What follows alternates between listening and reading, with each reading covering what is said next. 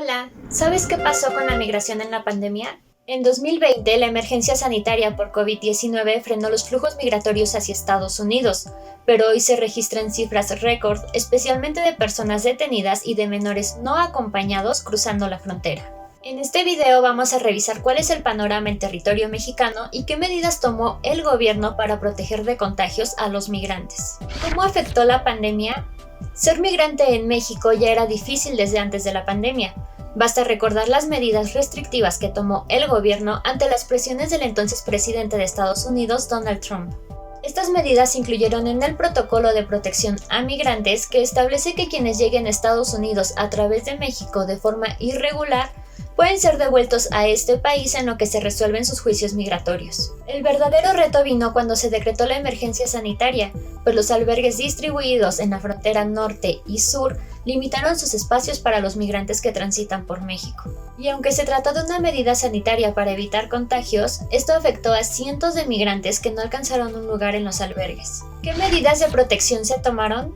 En los primeros meses de la pandemia, el Instituto Nacional de Migración afirmó que se estaban tomando todas las acciones para proteger a su personal y a las personas migrantes. Estas medidas eran, además de limitar los espacios en los albergues, contar con los insumos básicos de higiene, monitorear el estado de salud de la comunidad migrante y difundir las campañas de información de la Secretaría de Salud. De esto ya pasó un año y hasta la fecha el instituto no ha informado el estatus en sus albergues, o si reforzó las medidas sanitarias, o si estas fueron eficaces. También se debe tomar en cuenta que desde marzo de 2020 México y Estados Unidos acordaron cerrar sus fronteras para viajes terrestres no esenciales, por lo que la vigilancia en las fronteras complicó aún más el flujo migratorio. Por otro lado, la Secretaría de Salud informó que desde el inicio de la pandemia hasta febrero de este año, más de 1.100 migrantes se contagiaron de COVID-19 y 55 fallecieron. La mayoría de los migrantes contagiados tenían entre 20 y 49 años y provenían de Estados Unidos, Honduras, Venezuela y Colombia. Y si te preguntabas si la comunidad migrante en México tendrá acceso a la vacuna contra el COVID-19, la respuesta es sí.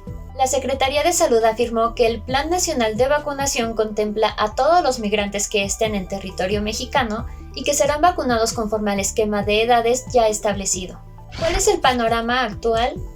Los flujos migratorios que entran a México y buscan llegar a Estados Unidos se reactivaron este año y entre marzo y abril se alcanzaron cifras récord. De acuerdo con cifras del gobierno, actualmente hay unos 24,000 migrantes en territorio mexicano, de los cuales 5,300 son menores de edad. Tan solo en marzo fueron presentadas ante las autoridades migratorias más de 17,400 personas adultas y 3,100 menores no acompañados que intentaron cruzar hacia Estados Unidos. Estas cifras son reconocidas como históricas por el propio gobierno mexicano, por lo que, junto con el gobierno de Estados Unidos, ya se planea una estrategia urgente. Lo único que por ahora está sobre la mesa es el plan del Instituto Nacional de Migración de instalar 17 nuevos albergues en Campeche y Chiapas con capacidad para resguardar a unos 7,000 menores de edad solos o acompañados.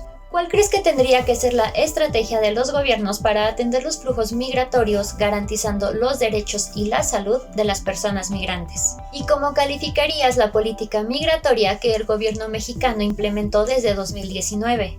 Déjanos tus comentarios y ayúdanos a compartir este video.